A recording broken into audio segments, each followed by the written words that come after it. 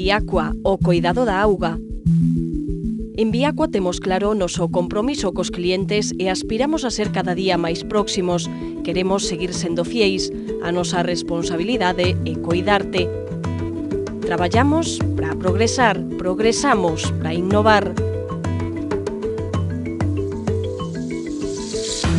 En Viacua innovamos cada día para darche o mellor servizo.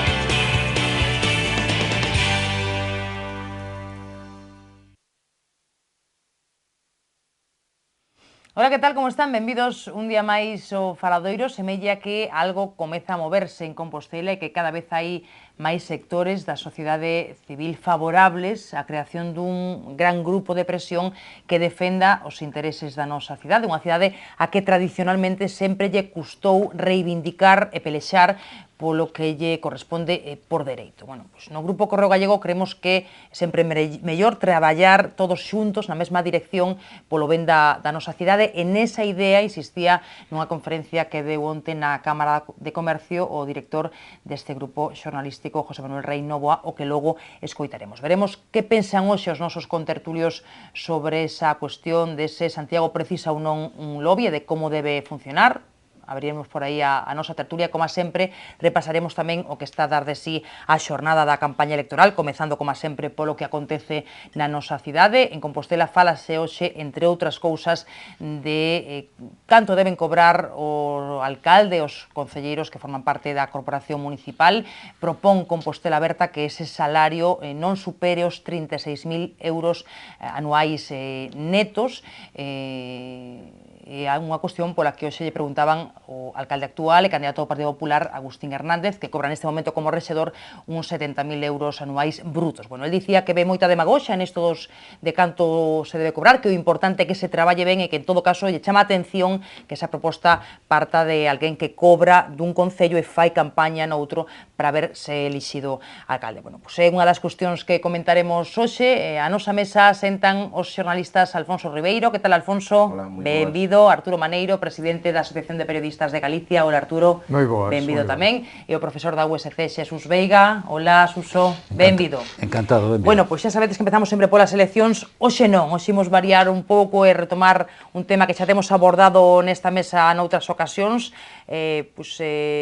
sobre esa idea de se Santiago precisa ou non un lobby, un grupo de presión que defenda os nosos intereses. É unha idea que defendeu, leva defendendo un tempo o Grupo Correo Gallego, e unha idea que onte defendía unha vez máis o director dese grupo, José Manuel Rei, nunha conferencia que deu na Cámara de Comercio, nunha sala ateigada de xente, representantes das institucións, da política, do mundo da empresa, o mundo da cultura, da sociedade. Bueno, ali dicía José Manuel Rei que hai que traballar, sacudirse o letargo que ten a cidade encima, e lembraba tamén algúns dos, o seu xuizo, pecados capitais que cometemos aquí en Compostela, non? Pois, por exemplo, o complexo de inferioridade ou a falta de liderado e de ambición. Bueno, pois faceo con estas palabras. Si la conciencia de los ciudadanos no se despierta, siempre estaremos lamentando, como Boabdil, la pérdida de Granada en lugar de defenderla con uñas y dientes. Insisto, debemos sentir el orgullo de pertenencia. Podríamos liderar un área metropolitana de casi 400.000 habitantes que gravitan sobre Compostela, pero hasta ahora ni siquiera lo hemos intentado. Pasan tantas cosas buenas en esta ciudad que no las valoramos. Somos incapaces de absorber todo lo excepcional que nos ocurre. Y así, como los niños mimados y superprotegidos, no damos importancia a nada. Bueno, primeiro di o director do Grupo Correo Gallego é que temos que mellorar a nosa autoestima. Moitas veces se ten dito nesta mesa que hai apatía tradicionalmente en Compostela, que a cidade nunca defendeu o seu, non? Sempre tivo que vir alguén de fora que loitara polos seus dereitos. Non sei se vos compartides esa reflexión ou non, así como punto de partida. Arturo, por exemplo, empezando por ti. A mí me parece que, como el comentou tamén, é un pouco utopía o que se pretende facer, non? Pero que sí pode ser unha utopía ilusionante, porque todo que sexa iniciativa social, que salga digamos, das propias institucións sociais, non das políticas nin administrativas, é bo. A mí me parece que este plantexamento que fai de que, bueno, que sexan unha serie de persoas, de institucións, as que promovan que realmente pois teña Santiago de Compostela toda a autoestima, que se intente facer unha comarca ou unha zona de influencia de moitos miles de persoas e que, polo tanto, me parece bo, quero dicir, que é unha iniciativa como para alentar e, polo menos, alguén propón algo, salir un pouco desa situación de admitir. Me gustaba esa idea que di de que funcionamos a veces como rapaces que non lle dan valor ao que teñen, non? Que eso me ten que vir por dereito, entón eu non aprecio nin son capaz de ver as vontades que teñen esas cousas, en este caso o que é Compostela. Alfonso e Suso, compartides esa reflexión que fai Arturo? Alfonso, a ver, ti no teu caso, que eres Compostela da adopción, como a min, como a Suso. Eu oír falar de autoestima vindo de Lugo, digo, bueno, pois se en Compostela se queixan da autoestima, que faremos os lugueses, non? Que estamos aí nunha provincia do interior e certamente, bueno, pois, xunto con Ourense, menos poboada, non? Nunha Galicia tan desequilibrada demográfica, industrial e noutros eidos, non? Pero sí advirto dun tempo esta parte que, bueno, pois que parece que en Compostela se perdeu un pouco de entusiasmo, eso sí é certo. E outro día pude constatar, pois, nunha comida na que estaba precisamente o director do Correo e outros representantes de distintos sectores da cidade e todos coincidían máis ou menos neso, non? De que dun tempo a esta parte rememorábanse, bueno, pois a época de alcaldes que nos veñen agora todos a memoria, Estévez, etcétera. E todos botaban falta de que non só por este escándalo que houbo, que de alguna maneira fixo pasar a segundo plano, digamos, a actividade cotidiana de Compostela, senón porque que dun tempo a esta parte pois dá a sensación de que Santiago pois que perdeu un pouco de comba, non? E que fronte a esas batallas localistas do norte e do sur, pois dá a sensación, vese no tema dos aeroportos, sin ir máis lonxe, ou vese no recente tema da Facultade de Medicina, que bueno, pois que Santiago parece que queda un pouco a marxe e que ten que facer un pouco de contrapeso. Desde ese punto de vista, pois considero a iniciativa interesante, por suposto. Bueno, falamos de Xerardo Estévez, que gobernou nun momento tamén especialmente intenso para a cidade, non? El tiña realmente unha moi boa relación, non? Co presidente do goberno nese momento, tamén ca propia Casa Real, non? Digamos que viaxaba a Madrid e sempre volvía con algo, non? Sí, pero polo que pude percibir era eu entón non residía aquí en Compostela, pero sí é un alcalde añorado, non? Polo que vexo, non? Bueno, con capacidade de liderado, non? Supoño que tamén era algo do que falaba José Manuel Rey. Profesor Veiga, a ver... Bueno, cando se falan destas cousas, non neste caso relativo a Santiago, pero podíamos falar de outras realidades, utilízase habitualmente unha especie de formato de análise que considera, por unha parte, as chamadas fortalezas e debilidades, aqueles factores de carácter interno, endóxeno, da realidade que estamos analizando, e logo os factores externos a esa realidade, son as famosas ameazas ou as oportunidades. Eu, así, nun percorrido rápido nas últimas décadas en Santiago, eu creo que destes 4 elementos, onde observo que ten habido un cambio nos últimos 4 anos é, por así decirlo, nas debilidades. Ten habido un medre das debilidades internas de Santiago, para min, sobre todo conectado coa crise de liderado no eido político. Isto, digamos, expresado para min no feito de que pasamos os últimos 4 anos foron, de alguma maneira, 4 anos perdidos, mirándose moito para dentro dos problemas internos, ademais, dun determinado partido político que tiña o mandato das urnas para gobernar. Entón, isto, evidentemente, ten provocado custes lóxicos no papel, nas fortalezas que tiña até ese momento Santiago. Pero non creo que haxa tanto agora unha ameaza especial. Bueno, as ameazas son as derivadas da crise económica na que estamos, hai unha reducción dos recursos públicos en xeral, pero isto tamén o padecen outras cidades galegas ou mesmo a Xunta de Galicia como conxunto. E as oportunidades, bueno, son as que te ofrece esa situación de crise, e para aproveitar esas oportunidades, que non son moitas, claro, é necesario, digamos, basearte moito nas túas fortalezas e ter liderados claros, políticamente e socialmente. É aí onde vexo, xa digo, esa carencia. Dende logo, creo que a sociedade civil compostelana fai ben, en xeral, agora, no pasado e no futuro, en participar precisamente na problemática de Santiago. Eu non entendo que unha cidade se reduza o seu papel só os que ocupan legítimamente labores de representación política. Eso está ben, debe ser así, pero a propia sociedade, a través de institucións, medios de comunicación, a universidade. En ese sentido, quixera facer unha puntualización. O que decía Alfonso hai un momento, é certo que a temática dos aeroportos, en fin, é unha temática para min bastante penosa en xeral, pero donde unha parte importante da responsabilidade radica, agora e no pasado, pois en institucións supramunicipais, en a Xunta de Galicia ou a Administración do Estado.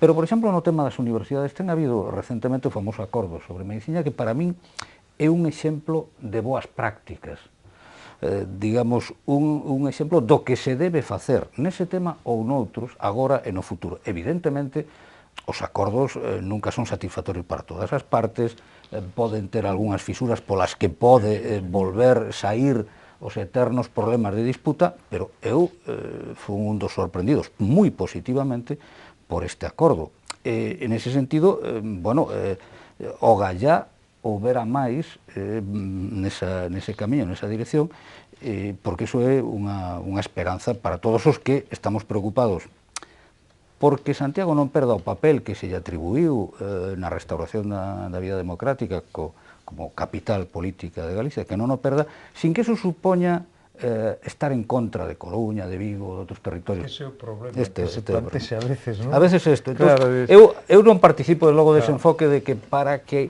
a min, vamos a decirlo así, a nós nos vaya ben, teñe que ir mal, en este caso a Coruña Vigo. O plantexar un enfrentamento, é dicir, bueno, eu enfrento co outro para que polo menos eu teña un pouco máis presencia e máis protagonismo. Creo que non é eso moi axeitado, non? Sí. Bueno, eu aí estaba me limitando digamos, a reflectir un problema que estivo que se manifestou na prensa, non? De que bueno, que había un certo malestar en Santiago porque se daba pues, sin nada a cambio, era o que se viña a decir, non? Pero eu no tema das universidades sí que son defensor de que estén descentralizadas e de que haya todos esos campus, porque moita xente non podería mandar os seus fillos a Santiago, non poderían estudiar moitos universitarios porque, bueno, pues, eso conleva pues, un aloxamento, un desplazamento, un custo, en definitiva, non?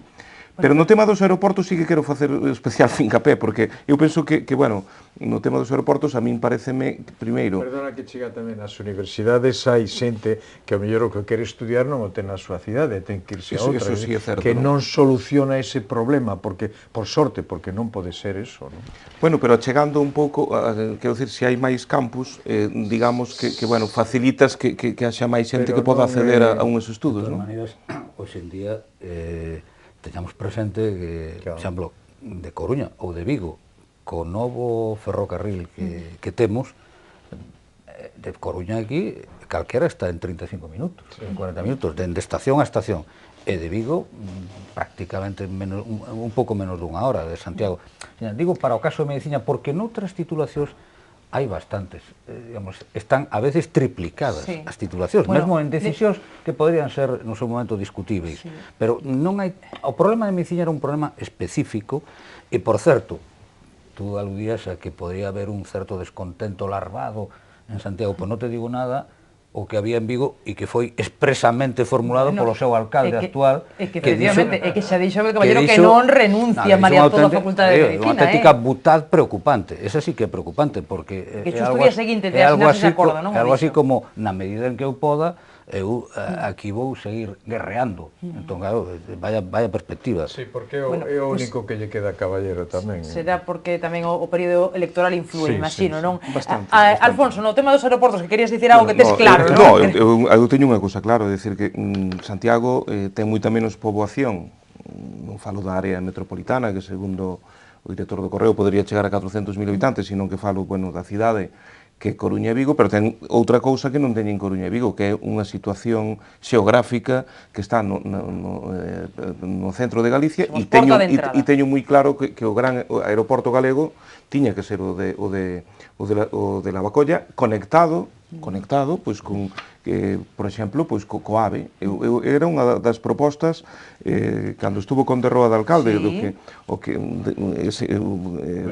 foi un alcalde non é posible. Agora retrucas. Foi un alcalde moi breve, certo, pero habería, pareceume moi sensato aquela proposta de que eu, por exemplo, estou pensando en Lugo, un señor, un concidadán meu de Lugo que saia, pode deixar o coche, non ten que preocuparse por aparcar, por outras cuestións, colle o tren en Lugo e que lle conectara pois co aeroporto e que os outros foran complementarios. Eu penso que eso, para que eso sexa posible, o que non podemos deixalo é nas mans dos alcaldes e das batallas localistas. Ten que haber un ente supramunicipal, incluso, bueno, pois, de certa entidade que tome unhas decisións ao respecto, non? É dicir, porque senón estaremos continuamente con esas batallas norte-sur. E de feito estamos, non? E así estamos. A ver, que non está de acordo Arturo con No, eso que o AVE non pode parar no aeroporto. É dicir, o AVE é un sistema de transporte para longas distancias a moita velocidade. Se paras nun aeroporto, pois se estropea. Pero é o concepto de intermodalidade. É o concepto de intermodalidade onde temos moitas carencias aquí en Galicia todavía. No, esta é unha polémica que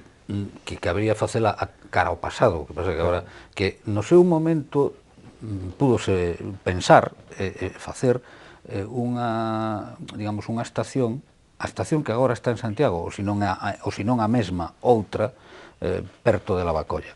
Púdose facer porque, por exemplo, Tarragona non está no centro de Tarragona, mesmo ahora en Padrón, no eixo atlántico, fixeron unha estación fora do centro de Padrón é unha vila pequena.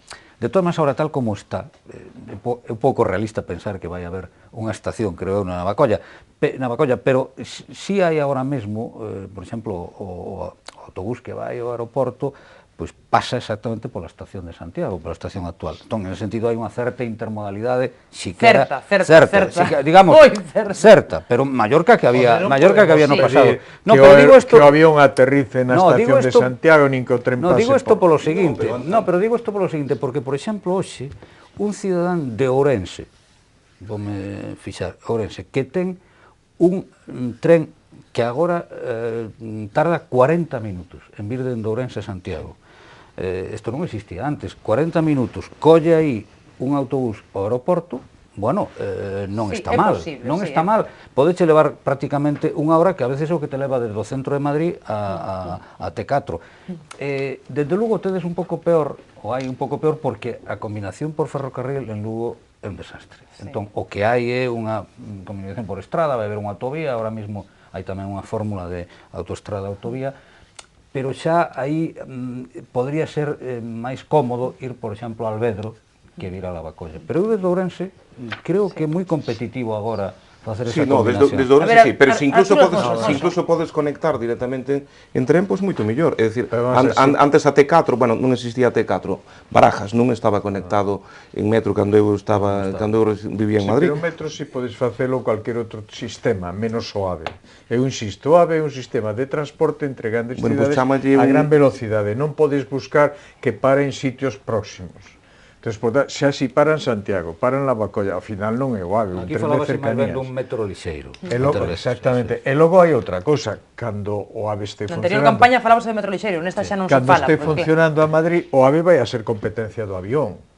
Polo tanto, non ten moito sentido que... Bueno, pero chamémoslle metro lixeiro, ao mellor tampouco estamos utilizando o termo AVE con corrección. Ao mellor que o AVE é de Coruña a Madrid, de Santiago a Madrid. Alta que alta velocidade, non? Se empezas a ir parando, porque claro, os de Melide tamén querrían o mellor que parar en Melide ou en outro lado, non? O AVE ten que ser a gran velocidade e grandes distancias. Porque senón, cando aceleras, tes que ir parando, xa.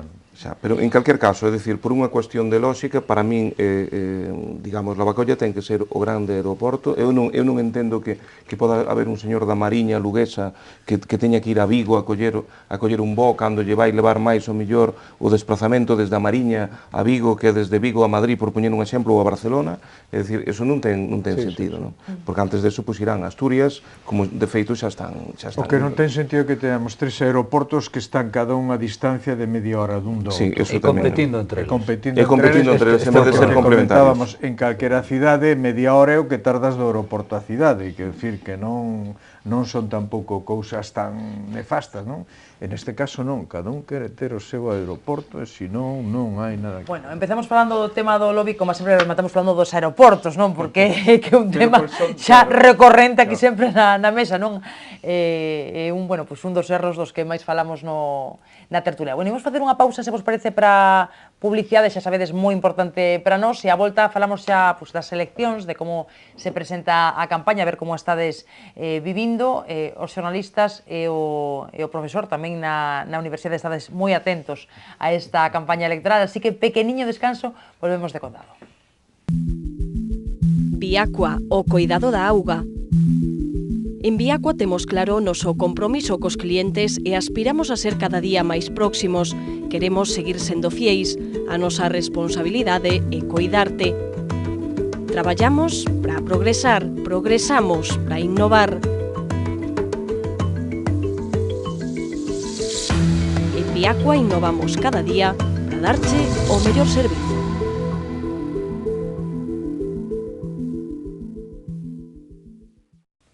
Seguimos en tempo de tertulia, hoxe na compañía de Xesús Veiga, de Alfonso Ribeiro e de Arturo Maneiro. Sobre media hora de programa para analizar como está a campaña electoral comezando polo que pasa na nosa cidade. Hoxe falábase, entre outras cousas, dunha proposta de Compostela Aberta, limitar o salario do alcalde e dos concelleiros da Corporación Municipal a 36.000 euros anuais netos, o que equivale ao que cobra máis ou menos un profesor de secundaria.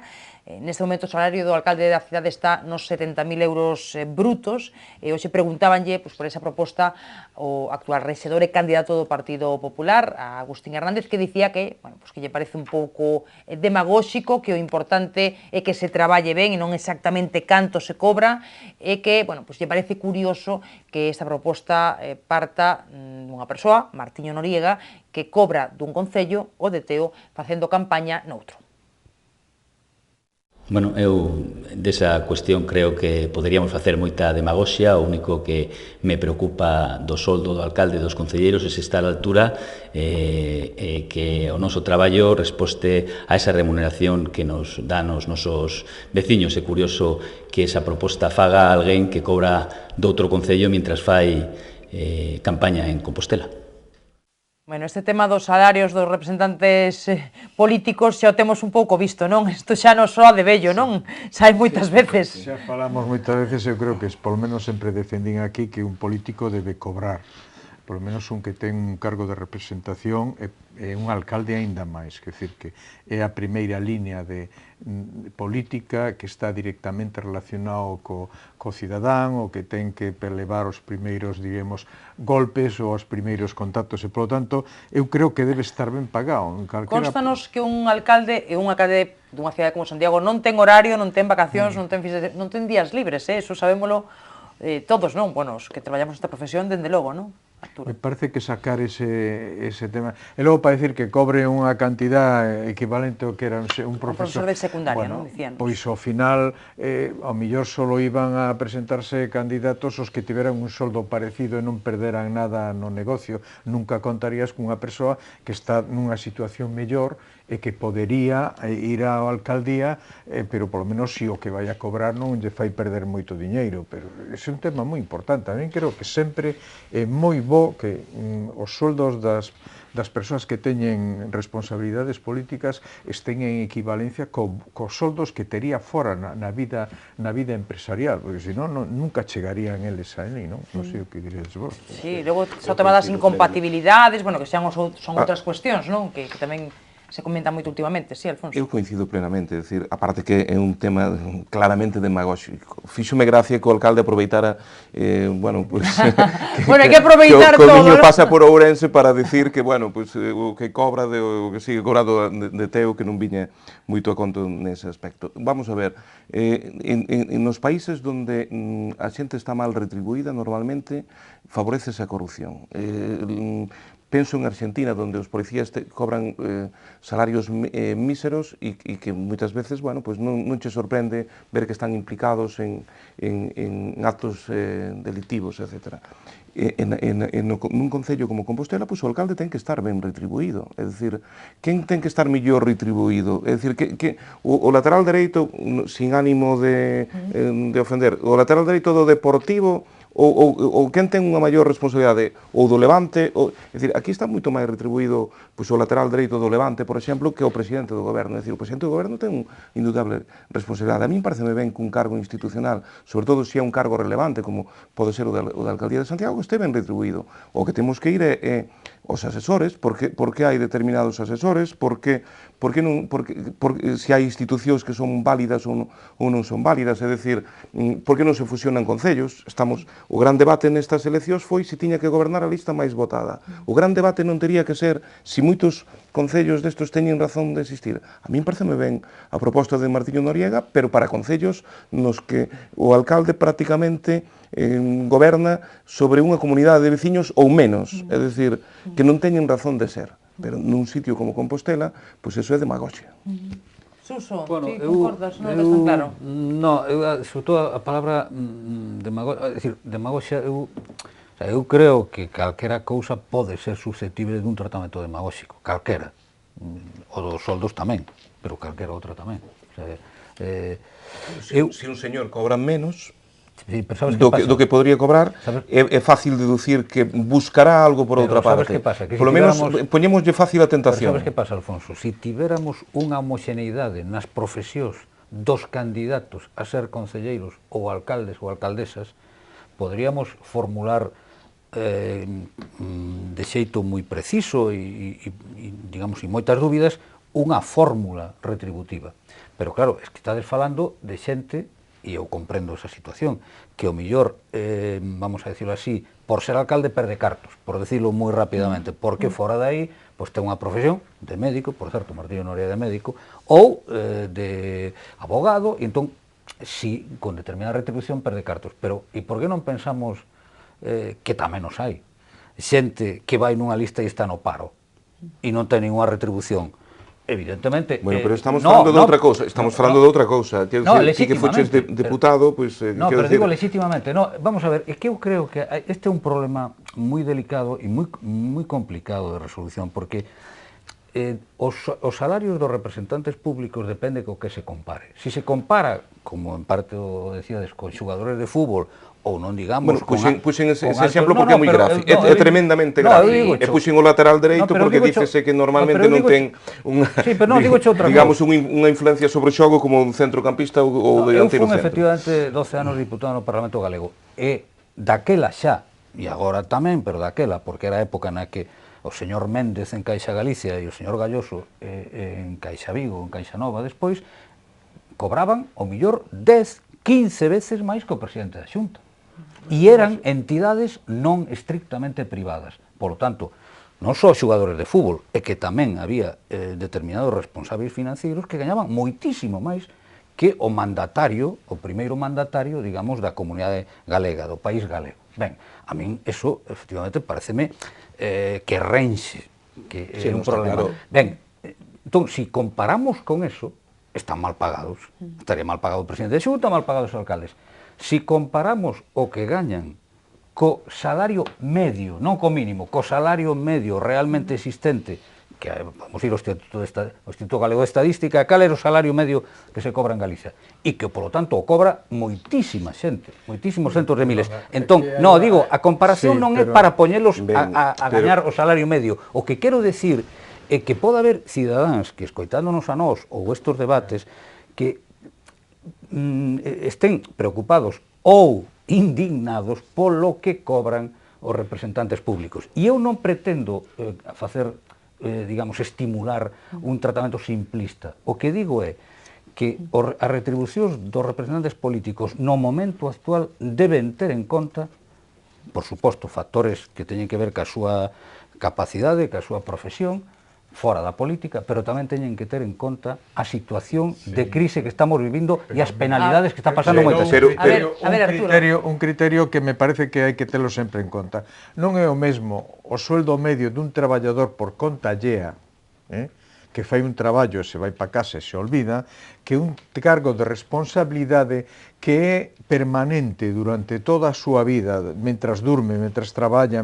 Eso é un tipo de retribución que merece máis. O sea, non pode ser equivalente a un traballador por conta allea. É outra cousa distinta. Arturo, hai unha responsabilidade maior. Hai autónomos que están 12, 14 horas ao día pensando nunha cuestión e vas ver o que gañan. Pero un autónomo non é por conta allea, é por conta propia. Por conta propia. E canto gañan? E canto gañan moitos autónomos? Hai moitos autónomos que ganan moito, outros ganan menos, porque depende da súa capacidade de sume, pero outros ganan moito. Bueno, ganan moito os altos abogados, bueno, abogados de certo prestixio, pero digamos, eu coñezo a moito autónomo que gaña, bueno, a veces gaña menos que un asalariado. Depende do que se sea autónomo, da empresa que teña, da súa actividade. Eu penso que máis importante que eso, para min, insisto, é un debate de demagoxia pura, é dicir, logo, se o alcalde, eu prefiro un alcalde ben pagado e que cumpla ca súa función e que se dedique plenamente o que se ten que dedicar, que non un alcalde mal pagado que vai estar buscando ingresos por outras vías. Por lo mesmo que eres parlamentarios que cobren o seu salario e ese tipo de cousas. Lícitas ou non lícitas. Lícitas ou non lícitas. E tamén entendo que non é o mesmo ser alcalde de Santiago que ser alcalde pois, de Brión ou de Baleira, que é o meu concello natal, donde a poboación, no caso de Baleira, pois, son 1.600 habitantes. É dicir, non é o mesmo grado de responsabilidade. Un alcalde de Santiago ten que estar ben retribuído. Outra cousa é esa cohorte que acompaña pois, aos alcaldes, que eso sería outra cuestión a analizar, que si jefe de non sei que, jefe de gabinete, jefe de asesor del asesor de non sei que, eso é o mellor o que temos que analizar. E outra cosa que temos que analizar é que, ao mellor, en vez de reducir esas retribucións, o que temos que reducir é algunhas institucións, pero, Alfonso, e reducir os concellos. Se me permites, hai unha cousa que non acepto, non acepto no plano racional, non acepto como algo implícito. Tú dis unha especie de siloxismo. Hai que pagar ben para que non teña tentación de sacar. Eu digo outra cousa. Digo, quen vaya a vida pública, a vida política, non pode ir pensando en gañar cartos. O sea, ten que ir, bueno, é todo ABC, ten que ir a servir a ciudadanía, non quedamos en que eso. E retribuído... os parlamentarios europeos. Mal feito, por suposto. Pero eu non digo que este ben feito que se está facendo, pero digo que o criterio de retribuamos ben a tal persoa, porque senón igual mete a man indebidamente, eu digo, non, pero es que quen vai a vida pública, a vida política, nin meter a man, nin servirse dese posto para obter rendimentos suplementares, retribución digna, sin dúbida, digna, e é voluntario, o que non se considere dignamente pagado, que non vaya. Non, pero non é o mesmo ser alcalde de Santiago que concelleiro, por exemplo. Teríamos que mirar as dedicacións exclusivas, e máis e menos. É dicir, hai moitas cuestións nas que se pode aforrar. Non precisamente en recordarlle ao alcalde, porque eu penso que vamos, a súa responsabilidade, se fai unha boa xestión, sobre todo, pois vai a necesitar moito tempo para dedicarlle. E todos sabemos que a veces, cando se forma un goberno da Xunta, ou que a veces se buscan outro perfil de profesionais, e non é fácil atopalos en ocasións, porque cobran máis na vida privada. É dicir, que eles como profesionais liberais pois cobran moito máis que como conselleiros, por exemplo. E hai moitos presidentes da Xunta que tiveron dificultades para formar goberno. No primeiro goberno a Fraga, que iba a facer un goberno de superestrelas, todos lle dixeron que non, que de broma eran conselleiros porque estaban ganando moito máis e, por tanto, ao final foron os que estaban disponibles para ser conselleiros. Bueno, por non quedarnos neste tema dos salarios e seguir avanzando, gustaríame que me dixerades como vedes as enquisas que se van coñecendo. A semana pasada falábamos da do CIS, temos a domingo se publicaba de sondaxe. No referente a Santiago, empezando sempre pola nosa cidade, ambas as dúas nos din que o PP sería o partido máis votado o día 24, que tampouco entendo que é algo que non vos sorprende, non? Que é algo que se conta. Unha das incógnitas está en saber quen será a segunda forza, non? Según unha enquisa do CIS sería o Partido Socialista, segundo a enquisa de sondaxe sería Compostela Aberta, non? Eu creo que esa é unha das incertezas maiores que hai nestas eleccións do día 24 en Santiago, non, Suso? Sí. Vaya por diante que eu debería sorprenderme algo que o Partido Popular seña a forza máis votada. Despois do que pasou durante esta legislatura, a verdade é que, en fin... E así o tes dito moitas veces na mesa, é preocupante para as outras forzas políticas. É dicir, cando pasa isto, cando hai estas previsións, as demais forzas políticas deberían facer, non digo que o digan públicamente, pero deberían preguntarse que fixemos nos mal, porque si nestas condicións, e sobre todo unha delas, o Partido Socialista, que ademais tivo a alcaldía e participou no goberno durante varios anos, que fixo mal concretamente o Partido Socialista, porque o lóxico, se existira a lóxica na política, que non sempre existe, o lóxico é que agora nos pronósticos fora, pois, por que non, a forza máis votada. Ben, dito isto, efectivamente, a segunda incógnita é si se confirma a non obtención da maioría absoluta, si vai haber unha suma de 13 concelleiros ou concelleiras por parte, digamos, das tres forzas que aparecen na sondaxe, Compostela Aberta, Partido Socialista e BNG. Aparece algunha máis, non? Sí, bueno, pero digo, entre esas tres, si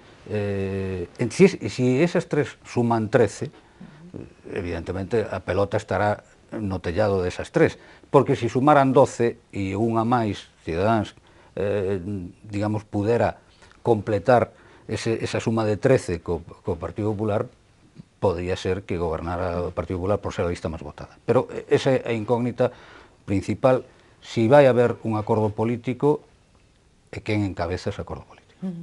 Arturo, sí, no, evidentemente a mí me parece que encontramos nunha situación que non se nos deu antes, non? Curiosamente. Sí, matizar un pouquiño o feito de que o Partido Popular foi en Santiago moitas veces a lista máis votada, aínda que non gobernou. Que iso é un tema que está aí, que, bueno, que igual que en outras cidades non gobernou sendo o máis votado. Nestos casos, evidentemente, podemos pensar, oye, afecta ou non afecta estas liortas políticas que a nos, ao mellor, nos preocupan tanto e son obxecto de tanto debate público nos medios de comunicación, ao mellor o cidadán non lle afecta tanto ese tipo de cousas. Outro tema que diste que os partidos políticos deberían pensar, efectivamente, eu creo que os partidos políticos moitas veces non sacan conclusións lóxicas de un análisis previo que debían ter feito. O mellor que non fan nin o análise, pero sí que tal como está a situación neste momento, todos os partidos políticos debían estar pensando a ver cales son os erros que cometimos, cales son os erros que temos que volver a resolver. Home, o feito do PSOE de Santiago creo que tamén tivo un proceso bastante convulso nas primarias a hora de decidirse por Paco Reyes, home, que de algún xeito dividiu bastante tanto a organización como a propia militancia. Eso sí que ao mellor se traslada ao feito de que a militancia que ten que mover moitas veces a xente para que vayan a votar, non? Pero, efectivamente, aquí nos encontramos con 5 candidaturas, das quais se pode facer ou un saca a maioría absoluta ou con un e fai negocio, ou pode haber un cuatripartito, un tripartito ou un pentapartito, non sei como, pero bueno, efectivamente... Tripartito ou cuatropartito, non sei. Sí, bueno, a verdade é que está aí unha cousa rara. Eu non vexo moi claro, insisto, que se pode haber un apoio do bloque á nova, nunha posible conxunción de forzas. Non o vexo nada claro que ora todo o bloque ou que os que saque o bloque 1 ou 2 apoyen a Martiño Noriega. Me parecería unha cousa bastante sorprendente, non? Me sorprendería que Paco Reyes tamén apoyara a Martiño nunha posible lista máis votada a Martiño que él. Non sei, creo que aí queda un debate que só se vai poder resolver na noite electoral en ver se un vai para arriba, un vai para baixo, se ten 12, 13, 6, 5, 4, non? Alfonso, ti tamén o crees? Eu dúas reflexións moi breves. Unha, hai moito non sabe, non contesta, por tanto, hai moito voto indeciso, por tanto, eu penso que se vai a decidir na campaña, e eu preguntaba outro día nun acto público, quero dicir que non estou desvelando nada, ao alcalde o actual alcalde de Santiago, si el manexaba outro, porque se falaba dunhas enquisas internas do PP que o achegaban máis a maioría absoluta e decía que para nada, que os datos as que son coñecidas, pois máis ou menos en a franja que se move e que el considera que a campaña electoral vai a ser decisiva. Ese é o primeiro tema, que hai moito indeciso. Segundo tema, estas son unhas eleccións que se vota a persoa, sobre todo. Por tanto, eu contestando a Suso diríalle que Agustín Hernández non é un político carismático, pero sí é un político que se soupo labrar unha imaxe de bo xestor nos meses que leva na alcaldía, e fixo borrón e conta nova, e no caso da irrupción de Martiño Noriega, porque hai unha crise de liderado no resto dos partidos, e el vai capitalizar ese voto. É dicir, pois polas razóns que sexa, nin Paco Reyes, nin Rubén Cela, pois consiguen ou teñen ese nivel de aceptación, e el, malia, como recordaba o alcalde de Santiago, estar facendo campaña cun pé en Teo e outro aquí, pois el vai a capitalizar ese voto de esquerda. Polo demais, é dicir, non existe ese fenómeno das mareas ou dos primos de Zumosol, como lles chama Xavier Vence, non é un fenómeno, digamos, global en Galicia, é dicir, é un fenómeno que se está circunscribindo, se queremos, aquí a Compostela e a Coruña. No resto dos concellos, máis ou menos, van a ser máis votadas as listas de sempre, se pode decir, no caso de Pontevedra o Bloque, e nosotros, pois non é o PP, noutros o PSOE, non? E, por tanto, pois non hai tampouco, non muda especialmente isto, é dicir, porque ao final eu coincido basicamente con o sociólogo Amando de Miguel, que dicía que en realidade non se acabou o bipartito e estamos asistindo a un cuatripartito, que en realidade o que estamos asistindo é un desdoblamento, por un lado, do PP con Cidadáns, é dicir, con unha marca blanca, ou como lle queiramos chamar, e no caso do PSOE con Podemos.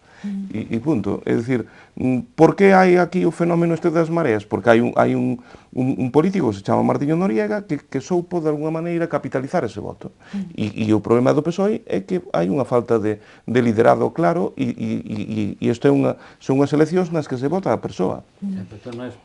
Precisamente as eleccións municipais son diferentes das demais. É certo que están metidas dentro dun clima xeral, polo tanto reciben os efectos do que hai en xeral na vida política, a desconfianza sobre os grandes partidos, a crise maior ou menor, xa o veremos, do bipartidismo, pero baixando o caso concreto de Santiago, en Santiago ocurre algo inédito, nunca visto, que foi que nunha legislatura houve 3 alcaldes dun partido que tivera maioría absoluta. Entón, este feito, insisto, non ten precedentes, pero non ten precedentes non só en Santiago, non ten precedentes en Galicia para un nivel de cidade.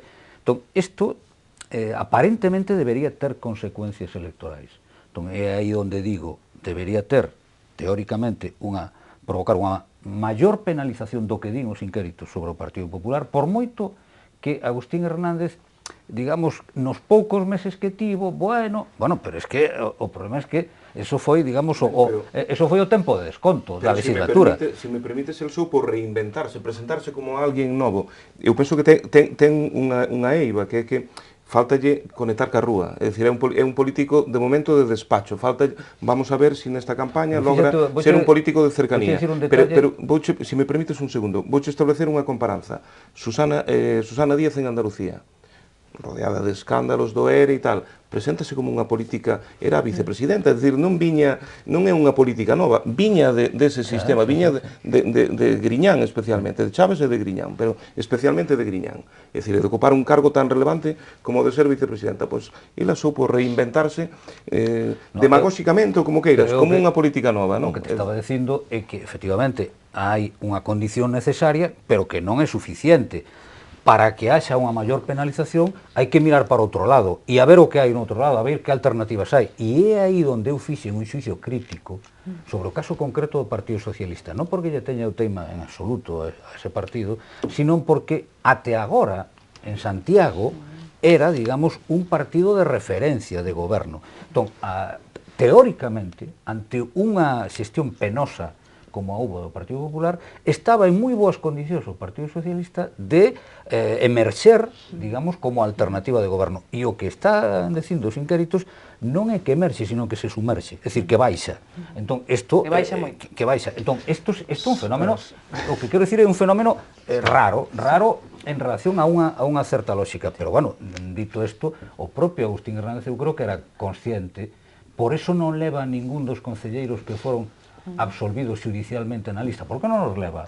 Porque el sabe que se os levara podría dar pé a rememorar un pasado que non quere rememorar, porque ese pasado non ten defensa posible. Estou de acordo, foi un acerto. Arturo Maneiro. O sea, non quería decir algunhas cousas, por exemplo, o CIS, na enquisa que fixo, que a única que fixo en Galicia foi en Santiago de Compostela, recolle que un porcentaxe moi elevado vota marca, vota partido, máis que persoas. O cual quere dicir que na votación pesa moitísimo o que si voto PSOE, voto PP. Eso parece que quedaba bastante claro. Logo tamén saca no CIS que casi un 50% dos enquisados din que creen que vai gañar o Partido Popular. Curioso, con este tema. Bueno, pois quere decir que o que comentaba antes, creo que o espectáculo do Concello de Santiago é máis mediático que real.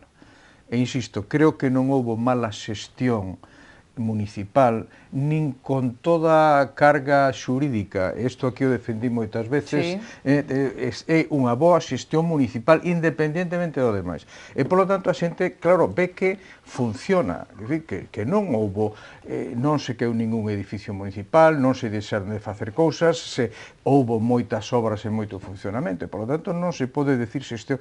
Foi un problema político, mediático, xurídico, todo o que queiras, pero administrativamente non tivo unha repercusión que o cidadán o notase. Bueno, discrepa absolutamente Suso Veiga, que xa sei eu. No, digo que hai unha Pero parálisis. en 20 segundos, que estamos pechando. Sí, eu sempre digo que... digo que houve unha parálisis. Houve unha parálisis. É dicir, en toda a institución hai un corpo... Unha parálisis do xuiz que se empeñou en condenar... Pero en toda a institución hai un corpo funcionarial que para eso está, para que funcionen as institucións, aínda que os políticos de turno pues, estén dedicados a outras cousas. Eso, un mínimo, sí, houbo de funcionamento, pero claro, o que distinga calquera institución é xustamente o impulso que lle dan os seus gobernantes, e iso é o que non houbo porque estaban en outras cousas. A ver, Alfonso. 10 segundos. É certo que hai moita xente que vota a marca, pase o que pase, pero logo tamén tens que acertar no candidato e na persoa. Entonces a marca sairá máis ou menos reforzada. Bueno, está claro que Agustín Hernández me parece que a oferta neste momento máis... Xa vedes que a xente vota a marca, pero os candidatos poñen a súa foto ben grande e as siglas estamos vendo que saen moi pequeniñas, E tamén está a foto de Albert Rivera nos cartéis de Ciudadanos, o sea que, bueno, non sei realmente que é o que pensa a xente a hora de votar. Eu sempre recordo unha cosa que vi, non sei se era ensada por aí, que decía Moncho te pide que votes Partido Popular. Moncho es mucho, decía. No, pero é que él recomendaba que se votara o partido, ¿no? O sea, non era que o partido pedise o voto, sino él recomendaba que se votara o partido. Ahora do marketing hai moitas estrategias. Cada un ten o seu, non? Bueno, pois deixovos hoxe marchar e, bueno, non vos verei no que queda de campaña, veremos logo para facer análise postelectoral, a ver que resultados deixan as urnas. Parece que, en todo caso, o que está claro é que unha palabra pro día despois vai ser diálogo, non? Parece que vai haber que falar moito. Bueno, deixámolo, grazas aos tres, Alfonso, Arturo e a Suso, un placer, xa sabedes, tervos por aquí. A todos, grazas por seguirnos. Mañá máis, a hora de sempre, analizando pois, o que deixe a campaña electoral, a nosa hora de sempre. Que descansen.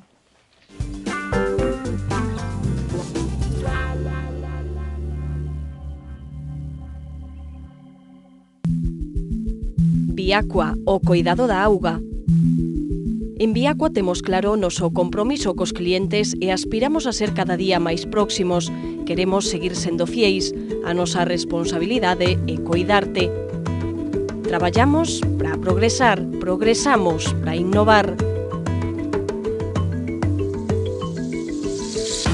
En Viacua innovamos cada día para darche o mellor servicio.